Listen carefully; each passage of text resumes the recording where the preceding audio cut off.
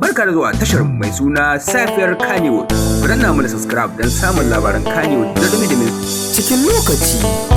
To jama'a assalamu alaikum. A labaranmu na yau za ku yi cewa shirin nan da ake yi mai dogon zango a cikin kafar YouTube to tabbas yana fuskantar barazana. Shirin dai ba wani shiri bane sai shirin Izar So wanda Lawal Ahmad ke gabatarwa wanda ke zo muku a Bakuri TV. Shirin nan mai dogon zango wanda ake kira da Izar So wanda ke zuwa a kafar YouTube to tabbaci yana fuskantar barazana. Daman dai idan za ku iya mantawa a cikin wannan shekara Allah ya wa darakta Mustapha Waye wanda shine daraktan shirin Izar So rasuwa.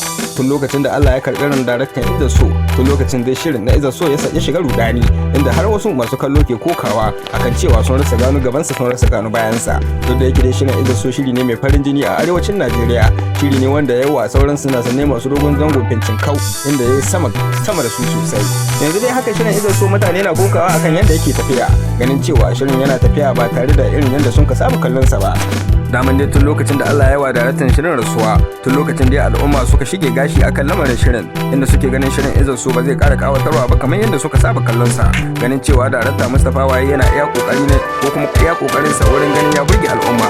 Daman dai shi shirin Izar So ana dokar shi ne lokaci.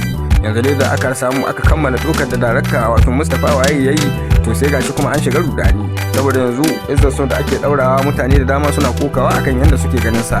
Shirin Izar So ya samu dokaka sosai a arewacin Najeriya, wanda ya janyo shirin Izar So ya fi dukkanin series inda ake saki a cikin YouTube a arewacin Najeriya. Domin kuwa in ba shirin Izar So ba babu wani series film da ke kai 1 million viewers a cikin kafar sada zumunta ta TikTok ko kuma ta YouTube da dai sauransu.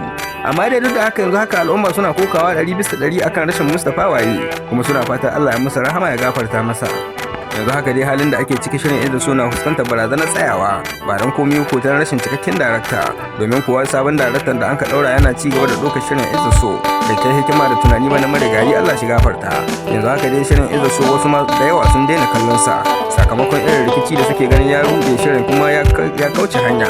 Daman dai shi shirin Izar So shiri ne mai karantarwa da faɗakarwa, kuma shiri ne wanda an ka natsu an kai mai shiri mai inganci mai kyau, inda daman shirin Izar So yakan kasance mutum tamkar makaranta.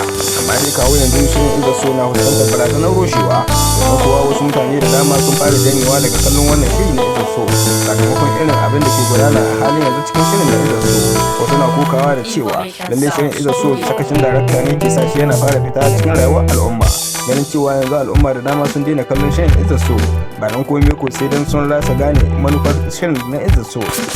Duk da yake dai akwai hikimomi da yawa wayanda ake amfani da su yanzu haka wurin yada shirin Izar So, amma dai wasu hikimomin an ce an rasa su tun lokacin da Allah ya karbi ran rayuwar da watan daraktan shirin wato Mustapha Waye. Duk da yake dai yanzu wannan daraktan da aka mallaka ma shirin Izar So wanda ke aikin sa a halin yanzu ba wani fice yayi ba akan Mustapha Waye, amma dai haka ma mutane na cewa za su ci gaba da kallon shirin Izar So don su ga irin rawar da za a taka a ciki.